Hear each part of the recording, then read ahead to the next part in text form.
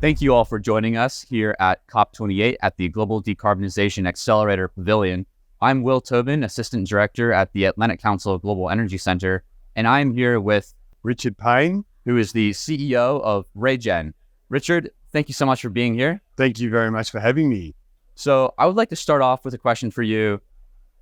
What is your organization? What is your technology? And why are you at COP28? Yeah, great. So our technology is, first of all, we're based in Australia, out of Melbourne. We're a company that was founded in 2010 to develop the lowest cost solar renewable energy. And then in 2019, we actually developed a storage technology that was paired with the solar technology. And that storage technology is very unique in that it is very low cost, long duration energy storage that just uses water as a storage medium. And so I'm at COP28 because a lot of our strategic investors actually partnered with RayGen to deploy that technology and develop a commercial demonstration project together with the Australian Renewable Energy Agency, who's a federal government agency that's designed to fund innovative technologies such as ours through the commercialization phase. And they have an active presence here at COP.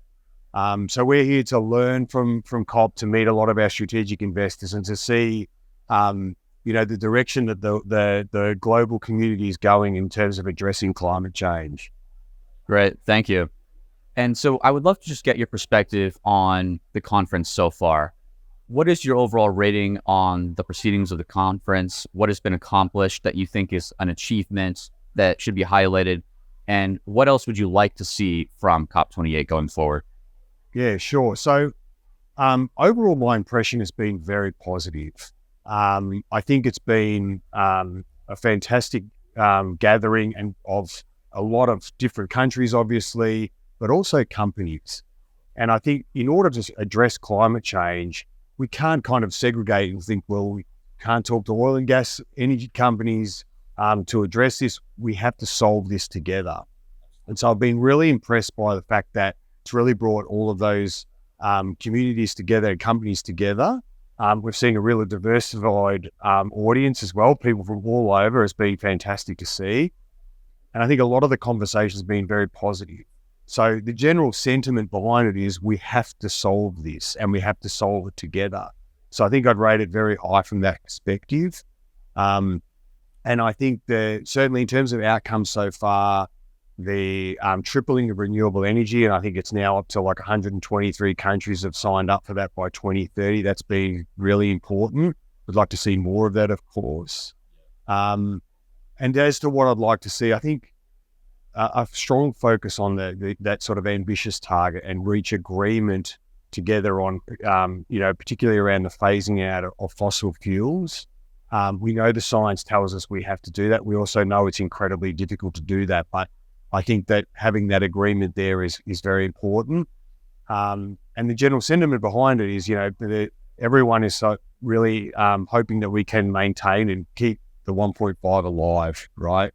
So I think that's a really would be a good outcome.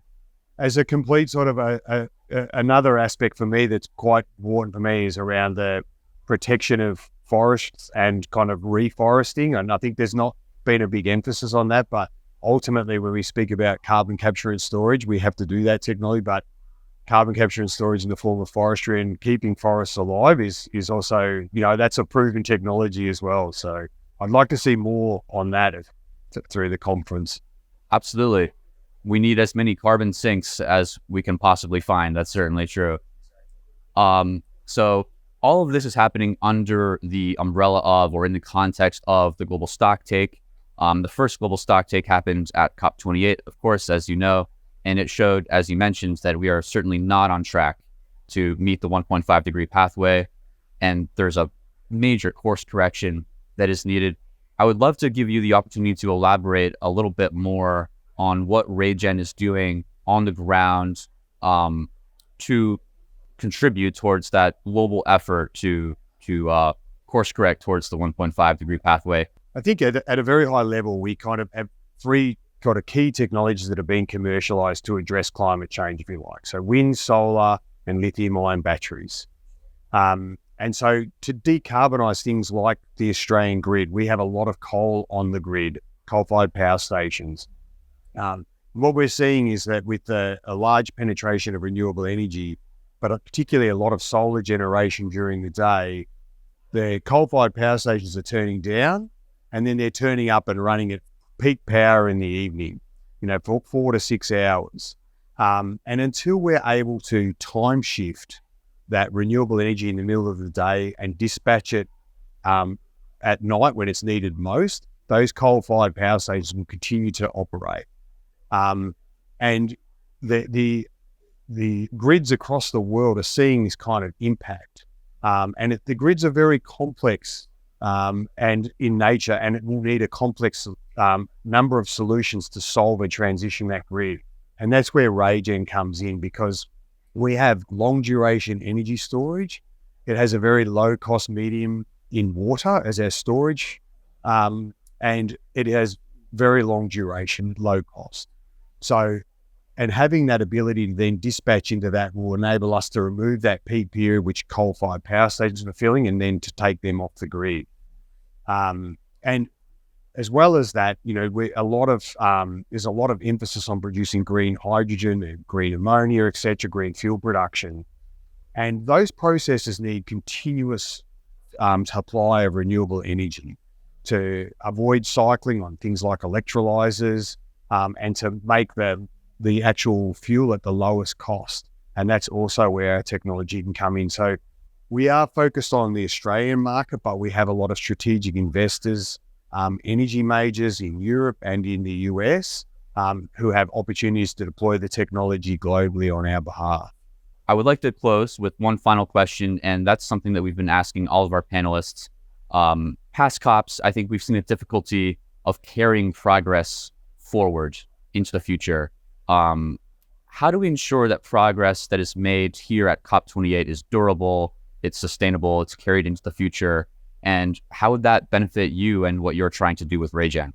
It's a really great question, because it's right. Like, there can be a tendency where there's a signature made, and then the next week it's like, okay, we'll get onto that in due course. Sure, and we can't have that happen. I think it's like setting any KPI or any objective that needs to be then monitored and reported back on.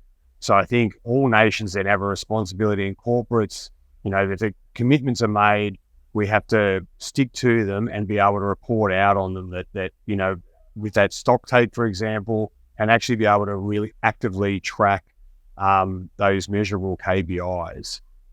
And for us, certainly we see ourselves as being an enabler for companies who are trying to decarbonize, and they commit to those decarbonisation strategies.